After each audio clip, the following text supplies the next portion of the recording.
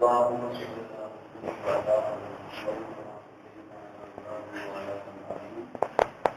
وبارك على محمد وعلى آل محمد كما باركت على إبراهيم وعلى آل إبراهيم إنك حميد مجيد. أعوذ بالله من الشيطان الرجيم. يا أيها الذين آمنوا اتقوا الله حق تقاته ولا تموتن إلا وأنتم مسلمون.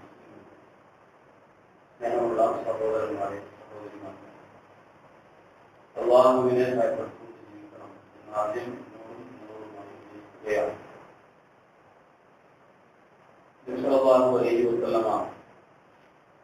ഒരവസരത്തിൽ സ്വഹാബത്തിനോട് പറഞ്ഞ ഒരു ഹദീസുമായി ബന്ധപ്പെടുത്തി ചില കാര്യങ്ങൾ സംസാരിക്കുകയാണ് നമ്മൾ ചെയ്യുന്നത്.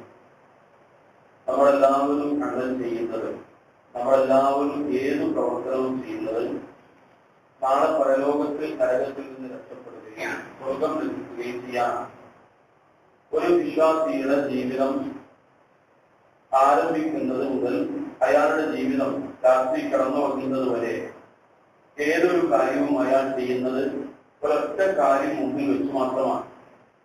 ഞാൻ ഈ ചെയ്യുന്ന, ഈ പറയുന്ന, ഈ ഇടപെടുന്ന കാര്യങ്ങൾ നാളെ പരലോകത്ത് എങ്ങനെ വരും, അള്ളാഹു എന്നെ വിചാരണ ചെയ്യുമ്പോൾ ഈ പ്രവർത്തനം ഏത് രൂപത്തിൽ എന്നെ ബാധിക്കും എന്ന് ആലോചിച്ചുകൊണ്ടാണ് ഒരു വിശ്വാസി എല്ലാ കാര്യങ്ങളിലും ഇടപെടുന്നത്. ആ ഇടപെടുന്ന വിഷയത്തിൽ ഒരുപക്ഷെ നമ്മൾക്ക് നഷ്ടം സംഭവിച്ചു എന്ന് വരും. പക്ഷെ പരലോകത്ത് നമ്മൾക്കത് വലിയ ലാഭമായി വരും. ചില കാര്യങ്ങൾ സന്തോഷകരമായി എന്ന് വരും. അത് പരലോകത്ത് അതിലേറെ ഇരട്ടിയായി സന്തോഷമുള്ള കാര്യമായി വരും. ഏതൊരു കാര്യവും ഈ മാനദണ്ഡം വെച്ച് അളന്ന് തൂക്കി ആലോചിച്ച് ചെയ്യുന്ന ഒരു വിശ്വാസിയെ സംബന്ധിച്ച് അയാൾക്ക് പരലോകത്ത് ഖേദിക്കേണ്ടി വരികയോ സങ്കടപ്പെടേണ്ടി വരികയോ ചെയ്യുകയില്ല. മറ്റ് ഏതെല്ലാം വിധത്തിൽ ഏതെല്ലാം കാര്യങ്ങൾ ചെയ്താലും ആ ചെയ്യുന്ന കാര്യങ്ങൾക്ക് ഒരു പക്ഷേ ഇവിടെ ചില്ലറ സൗകര്യങ്ങളും സുഖങ്ങളും ഒക്കെ ലഭിച്ചു എന്ന് വരും. പക്ഷെ പരലോകത്ത് അയാൾക്ക് ഒന്നും ലഭിക്കണമെന്നില്ല. റസൂലുള്ളാഹി സ്വല്ലല്ലാഹു അലൈഹി വസല്ലം പറഞ്ഞു, 3 സമയങ്ങളിൽ ഞാൻ നിങ്ങളെ പരലോകത്ത് കണ്ടുകൊണ്ടു. ആ 3 സമയങ്ങളിലും നിങ്ങൾക്ക് എന്തെങ്കിലും ചെയ്തു തരാൻ എന്നെ കൊണ്ട് സാധിക്കുകയോ എന്തെങ്കിലും പറയാൻ എനിക്ക് അനുവാദം ലഭിക്കുകയോ ചെയ്യാത്ത സമയമാണ്. പക്ഷെ ഈ 3 സമയങ്ങളിലും നിങ്ങളെ സംബന്ധിച്ചിടത്തോളം നിർണായകമായ സമയമായിരിക്കും. പ്രവാചകൻ തിരുമേനി പറഞ്ഞു, ആദ്യം ഞാനും നിങ്ങളും തമ്മിൽ കണ്ടുമുട്ടുന്നത്, എന്റെ ഉമ്മത്തികൾ എന്ന നിലയിൽ കണ്ടുമുട്ടുന്നത് നിങ്ങളുടെ പ്രവർത്തനങ്ങൾ തൂക്കുന്ന സമയത്താണ്. അള്ളാഹു പരലോകത്ത് മീസാൻ സ്ഥാപിക്കുമെന്നും ആ മീസാനിൽ നന്മ തിന്മകൾ തൂക്കുമെന്നും ഖുർആൻ പറഞ്ഞ ഒരു കാര്യമാണ്. ആ തുലാത്തിന്റെ രീതി, തൂക്കുന്ന കാര്യം, ഇതൊന്നും നമ്മൾക്കറിയില്ല. അള്ളാഹു അങ്ങനെ പറഞ്ഞിട്ടുണ്ട്, നമ്മൾ വിശ്വസിക്കൽ നിർബന്ധമാണ്. ആ മീസാനിൽ നമ്മുടെ നന്മകളും തിന്മകളും ഒക്കെ തൂക്കുന്ന സമയത്ത് പ്രവാചക തിരുമേനി ഇതിന് സാക്ഷിയായി ഉണ്ടാവും. അപ്പോൾ നമ്മൾ ഭാവികളായ മനുഷ്യന്മാര് അള്ളാഹുവിന്റെ റസൂലിനോട് പറയും, അള്ളാഹുവിന്റെ റസൂലെ, ഞങ്ങൾക്ക് വേണ്ടി അള്ളാഹുവിനോട് പറഞ്ഞാൽ, ഞങ്ങൾക്ക് വേണ്ടി അള്ളാഹുവിനോട് ശുപാർശ പറഞ്ഞാൽ എന്നിങ്ങനെ കരഞ്ഞ് നിലവിളിച്ച് ഈ സമയത്ത് നമ്മൾ പ്രവാചകനോട് പറഞ്ഞുകൊണ്ടിരിക്കും എന്ന് റസൂലുള്ളാഹി സ്വല്ലല്ലാഹു അലൈഹി വസല്ലം ഈ സമയത്ത് എന്ത് പറയുന്നു എന്ന് ഈ ഹദീസിന്റെ അവസാനം പറയുന്നുണ്ട്. രണ്ടാമത്തെ വിഷയം, നമ്മൾക്ക് അല്ലാഹു തആല ഓരോരുത്തരുടെയും നന്മകളും തിന്മകളും തൂക്കിക്കഴിഞ്ഞതിന് ശേഷം അവരവരുടെ രേഖകൾ നൽകും. വിശ്വാസികൾക്ക് വലം കയ്യിൽ അവരുടെ രേഖ നൽകും. അവിശ്വാസികളായ ധിക്കാരികളായ ആളുകൾക്ക് ഇടത് കയ്യിൽ രേഖ നൽകും. ഈ സമയത്തും പ്രവാചകനോട് നമ്മൾ പറയും, അള്ളാഹുവിന്റെ ദൂതരെ, ഞങ്ങളുടെ വലങ്കയിൽ ഗ്രന്ഥം നൽകുവാൻ അങ്ങ് അള്ളാഹുവിനോട് പറയണമേ എന്ന് പറഞ്ഞ് നമ്മൾ നിലവിളിക്കാൻ തുടങ്ങും. അങ്ങനെ വേജാറും വെപ്രാളത്തോടും വലിയ ജീവിതത്തിൽ ഒരിക്കലും അനുഭവിക്കാത്ത രീതിയോടെ ഇത് പ്രവാചകനോട് പറഞ്ഞുകൊണ്ടിരിക്കും. മൂന്നാമത് സല്ലല്ലാഹു അലൈഹി വസല്ലം പറഞ്ഞത്, നിങ്ങൾ എന്നെ കണ്ടുമുട്ടുന്നത് ഇതൊക്കെ കഴിഞ്ഞ് സ്വർഗത്തിലേക്കുള്ള ആളുകൾ സ്വർഗത്തിലേക്കും നരകത്തിലുള്ള ആളുകൾ നരകത്തിലേക്കും പോകുന്നത് സിറാത്ത് എന്ന ഒരു പാലത്തിന് മേലെയാണ്. ആ സിറാത്തിന്റെ പ്രത്യേകത പ്രവാചകന് വേണ്ടി പറഞ്ഞ ഹദീസിൽ വന്നിട്ടുള്ളത്, ഓരോ കാൽവെപ്പുകൾക്കും വഴുതി വീഴാവുന്ന വഴുവഴുപ്പുള്ള ഫലം, അതിൽ കൊക്കകളും കൊളുത്തുകളും ഉണ്ടാവും. ഈ ചുട്ടുപഴുത്ത പാലത്തിലൂടെ യഥാർത്ഥ വിശ്വാസികളായ ആളുകൾ പിടിപിന്നറിന്റെ വേഗത്തിൽ സ്വർഗത്തിലേക്ക് പോകും. ചിലർ വളരെ വേഗത്തിൽ ഓടിപ്പായുന്ന കുതിരയുടെ വേഗത്തിൽ പോകും. ഇങ്ങനെ വേഗത കുറഞ്ഞ് പല ആളുകളും ആ പാലത്തിൽ കുടുങ്ങി പുറത്തു വലിച്ച് നിലവിളിച്ച് ഒന്നും ചെയ്യാൻ കഴിയാത്ത വിധം ചിലരൊക്കെ തപ്പിപ്പിടിച്ച് അക്കരെ എത്തുന്നത് പോലെ അവർ സ്വർഗത്തിലേക്ക് കടന്നുപോകും. ആ സമയത്ത് പല ആളുകളും, ബഹുഭൂരിപക്ഷം വരുന്ന ആളുകളും ഈ പാലത്തിൽ നിന്ന് തൂങ്ങിയാടി നരകത്തിലേക്ക് പതിക്കുകയും ചെയ്യും. ഈ 3 സമയത്തും നിങ്ങൾ എന്നെ കണ്ടു. അന്ന് നിങ്ങൾ എന്നോട് പറയും, അള്ളാഹുവിന്റെ ദൂതനെ ഞങ്ങൾക്ക് വേണ്ടി അള്ളാഹുവിനോട് പറഞ്ഞാൽ. അള്ളാഹുവിന്റെ റസൂൽ ഈ 3 സമയങ്ങളിലും പറയുന്ന മറുപടി നമ്മൾ നമ്മുടെ മനസ്സിൽ എഴുതി വെക്കേണ്ടതാണ്. നമ്മുടെ പ്രവർത്തനങ്ങൾ, നമ്മുടെ ഇടപാടുകൾ, നമ്മുടെ എല്ലാ വാക്കുകളും കാര്യങ്ങളുമെല്ലാം ഏതിനെ ആശ്രയിച്ചു നിൽക്കും എന്ന് നമ്മൾക്ക് ആലോചിക്കാവുന്ന ഹദീസാണിത്. പ്രവാചകൻ തിരുമേനി പറഞ്ഞു, അന്ന് നിങ്ങൾ പറയുമ്പോഴെല്ലാം ഞാൻ നിങ്ങളോട് പറയുന്ന മറുപടി ഇതായിരുന്നു. ഇതൊക്കെ ദുനിയാവിൽ വെച്ച് ഞാൻ നിങ്ങളോട് പറഞ്ഞിട്ടുണ്ട്. നിങ്ങൾക്ക് അള്ളാഹു നിങ്ങളുടെ തുലാത്ത്, നിങ്ങളുടെ കർമ്മങ്ങൾ തൂക്കുമെന്നും നിങ്ങൾക്ക് ഗ്രന്ഥം നൽകുമെന്നും നിങ്ങൾ ഇന്നാലിന്ന വിധം പാലത്തിലൂടെ കടന്നു പോകേണ്ടി വരുമെന്നും എല്ലാം ഞാൻ ദുനിയാവിൽ വെച്ച് പറഞ്ഞിട്ടുണ്ട്. അന്ന് ഞാൻ നിങ്ങളോട് ദുനിയാവിൽ വെച്ച് പറഞ്ഞ കാര്യമാണ്, അന്തനോ അമ്പുസക്കൊന്നിരുന്ന നിങ്ങളൊക്കെ നിങ്ങളുടെ തടികൾ നരകത്തിൽ നിന്ന് കാത്തുകൊള്ളണേ. ലാ ഉഗനി അൻകും മിനല്ലാഹി ശൈഅ. പരലോകത്ത് വന്ന് അള്ളാഹുവിനോട് ശുപാർശ പറഞ്ഞ് എന്തെങ്കിലും ഒരു ഉപകാരം ചെയ്യാൻ എനിക്ക് സാധ്യമല്ല എന്ന് ദുനിയാവിൽ വെച്ച് ഞാൻ പറഞ്ഞിട്ടുണ്ട്. പിന്നെ നിങ്ങൾ എന്നോട് അവിടെ വെച്ച് നിലവിളിച്ചത് കൊണ്ട് എനിക്കൊന്നും ചെയ്യാൻ സാധിക്കുകയില്ല. ഞാൻ ആകെ കൂടെ ചെയ്യുന്നത് പാലം കടന്നു പോകുന്ന ആളുകൾക്ക് വേണ്ടി അള്ളാഹുവിന്റെ പടച്ചവരെ ഇവരെ രക്ഷപ്പെടുത്തേണമേ എന്ന് ഞാൻ പറയുമെന്നല്ലാതെ അള്ളാഹു അവന്റെ കർമ്മങ്ങൾക്കനുസരിച്ച് അയാളെ സ്വർഗത്തിലേക്കോ നരകത്തിലേക്കോ ആക്കുകയും ചെയ്യും. ഞാൻ വെറുതെ പറയുന്നു എന്ന് മാത്രം. ഇത് ഈ ദുനിയാവിൽ വെച്ച് ഞാൻ നിങ്ങൾക്ക് പറഞ്ഞു തരുന്നു എന്ന് പരലോകത്ത് വെച്ച് റസൂൽ സല്ലല്ലാഹു അലൈഹി വസല്ലം നമ്മളെ ഓർമ്മപ്പെടുത്തിയതാണ് ഈ 3 സന്ദർഭങ്ങളിൽ. ഇനി നമ്മൾ ആലോചിച്ച് നോക്കണം, ഈ ദുനിയാവിൽ നിന്ന് പരലോകത്തേക്ക് കൊണ്ടുപോകുന്ന സാധനങ്ങൾ എന്തെല്ലാമാണ്?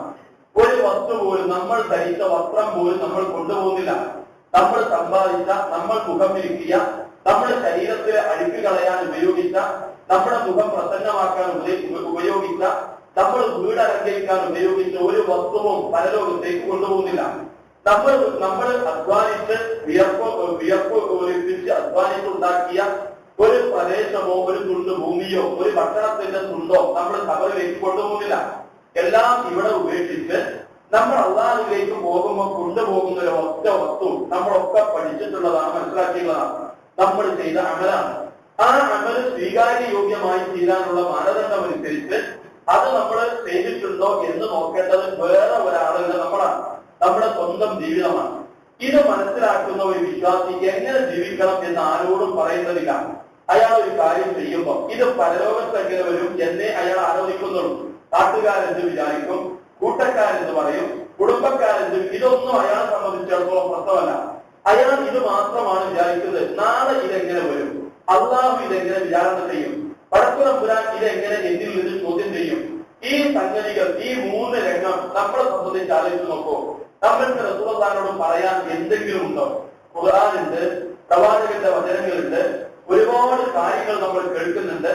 ഓരോ റമദാനിലും ഓരോ എഴുത്ത് പുതുതായി നമ്മൾക്ക് ലഭിക്കുന്നുണ്ട്. എന്നിട്ട് അതിനനുസരിച്ച് നമ്മുടെ കുടുംബത്തിൽ, നമ്മുടെ വ്യക്തി ജീവിതത്തിൽ, നമ്മുടെ രഹസ്യവും പരസ്യവുമായ ജീവിതത്തിൽ എന്തെങ്കിലും മാറ്റം സംഭവിച്ചിട്ടുണ്ടോ എന്ന് നമ്മൾ ആലോചിക്കണം. ഒരു മാറ്റവും കാര്യമായി സംഭവിക്കുന്നില്ലെങ്കിൽ അതിന്റെ അർത്ഥം നമ്മൾ പരലോകത്തിൽ വിശ്വസിക്കുന്നില്ല എന്നതാണ്. നമ്മൾ കുഫറിന്റെ വചനം ഉച്ചരിക്കുന്നില്ലെങ്കിലും നമ്മൾ പരലോകത്തിൽ വിശ്വസിക്കുന്നില്ല. നമ്മൾക്ക് വിചാരണയെ പേടിയില്ല, നമ്മൾക്ക് തുലാത്തിനെ പേടിയില്ല, നമ്മൾക്ക് ഗ്രന്ഥം നൽകുന്നതിനെ പേടിയില്ല, സിറാത്ത് പാലം കടക്കുന്നതിനെ കുറിച്ച് നമ്മൾക്ക് ഓർമ്മയില്ല, ആലോചനയില്ല. ഇതൊക്കെ നമ്മൾ ആലോചിക്കേണ്ട വിഷയമാണ്. ഇപ്പൊ റമദാനാണ്, നമ്മൾ പുണ്യങ്ങൾ മാത്രം ചെയ്യുന്ന മാസമാണ്, കുറ്റങ്ങൾ ചെയ്യാത്ത മാസമാണ്. ഈ ഓരോ റമദാനും നമ്മളിൽ ഉണ്ടാക്കിയ ഈ പുണ്യങ്ങൾ വാരിക്കൂട്ടാനുള്ള ഈ അവസരം മറ്റ് അവസരങ്ങളിലും ദിവസങ്ങളിലും നമ്മൾക്ക് കൈമാറ്റം വരുന്നത് ഈ ഈമാനിന്റെ കുറവ് കൊണ്ടാണ്. അതുകൊണ്ടാണ് നമ്മൾ ഓരോരുത്തരും ആലോചിക്കേണ്ടത്. ഒരാളുടെ നന്മയുടെ തുലാത്തിൽ കനം തൂങ്ങിയാൽ തൃപ്തികരമായ ജീവിതത്തിൽ അയാൾ എത്തിച്ചേരും. അതുപോലെ തന്നെയാണ് ആരുടെയെങ്കിലും വലത് കൈയിൽ രേഖ നൽകപ്പെട്ടാൽ അവര് കിതാബിയ, എന്റെ ഗ്രന്ഥം വായിച്ചു നോക്കൂ എന്ന് ആനന്ദത്തോടെ കൂടെ പറയുന്ന സമയം. അതുപോലെ തന്നെയാണ് ഈ പാലത്തിലൂടെ കടന്ന് അതിൽ നിന്ന് രക്ഷപ്പെട്ട് അയാൾ സ്വർഗത്തിൽ പ്രവേശിച്ചാൽ ആ സ്വർഗപ്രവേശനമാണ് ഒരാളുടെ ജീവിതത്തിൽ ഏറ്റവും വലിയ ഭാഗ്യം എന്ന് ഖുർആൻ പറയുന്നു. ഇത് മുമ്പിൽ വെച്ച് ആലോചിച്ച് ചിന്തിച്ച് നമ്മുടെ ദുനിയാവിലുള്ള എന്ത് ലാഭങ്ങളും അതൊക്കെ പരിമിതവും നൈമിഷികവുമാണ്. നമ്മളല്ലാത്ത ആളുകൾക്ക് ഉപയോഗിക്കാനുള്ളതാണ്. നമ്മുടെ മരണശേഷം നമ്മൾക്ക് കിട്ടുന്നത് നമ്മുടെ ഈ അമലുകളാണ്. ആ അമല് ശരിയാകണമെങ്കിൽ അതിന്റെ ഉദ്ദേശം നന്നാകണം. പരലോകത്ത് ഇത് കൂലി കിട്ടാനും രക്ഷപ്പെടാനുമാകണം. അതാണോ അല്ലേ എന്നത് ഓരോരുത്തരും സ്വന്തം ജീവിതം വെച്ച് ആലോചിക്കണം. അള്ളാഹുവിനോട് പ്രാർത്ഥിക്കണം. നമ്മൾ എപ്പോഴും പറയുന്ന ഒരു പ്രാർത്ഥന ഉണ്ട്, നമ്മൾക്കറിയാവുന്ന യാതൊരു തബ്ബിത്ത് ഖൽബി അലാ ദീനിക, ഹൃദയങ്ങൾ മാറ്റിമറിക്കുന്ന എന്റെ റബ്ബേ, എന്റെ ഹൃദയത്തെ നിന്റെ ദീനിൽ നീ അടിയുറപ്പിച്ചു നിർത്തേണമേ. ഇത് നമ്മളെപ്പോഴും പ്രാർത്ഥിച്ചാൽ പോരാ, നമ്മുടെ കർമ്മങ്ങൾ കുറ്റമറ്റതാക്കി തീർക്കാൻ വേണ്ടി നമ്മൾ ശ്രമിക്കുകയും വേണം. റഹ്മാനായ റബ്ബ് എല്ലാ തരം പ്രവർത്തനങ്ങളും അള്ളാഹുവിന്റെ വചനം ഉദ്ദേശിച്ച് ചെയ്യുവാനും അതിന് അള്ളാഹുവിന്റെ അടുത്ത് നിന്ന് അറ്റമില്ലാത്ത പ്രതിഫലം ലഭിക്കുവാനും ഭാഗ്യം സിദ്ധിക്കുന്ന ഭാഗ്യവാന്മാരിൽ അള്ളാഹു നമ്മളെ എല്ലാവരെയും ഉൾപ്പെടുത്തുമാറാവട്ടെ. നിർണായകമായ ഈ 3 സമയങ്ങളിലും വലത് കൈയിൽ ഗ്രന്ഥം നൽകപ്പെടുകയും നന്മയുടെ തുലാത്ത് താഴ്ന്നതാവുകയും പാലം കടന്നു പോവുകയും ചെയ്യുന്ന വിശ്വാസികളുടെ കൂട്ടത്തിൽ അള്ളാഹു നമ്മളെ എല്ലാവരെയും ഉൾപ്പെടുത്തുമാറാവട്ടെ. ربنا تقبل منا انك انت السميع العليم وتب علينا انك انت التواب الرحيم. ربنا آتنا في الدنيا حسنة وفي الآخرة حسنة وقنا عذاب النار. اللهم أجرنا من النار، اللهم أجرنا من النار، اللهم أجرنا من النار. ربنا آتنا في الدنيا حسنة وفي الآخرة حسنة وقنا عذاب النار. آمين.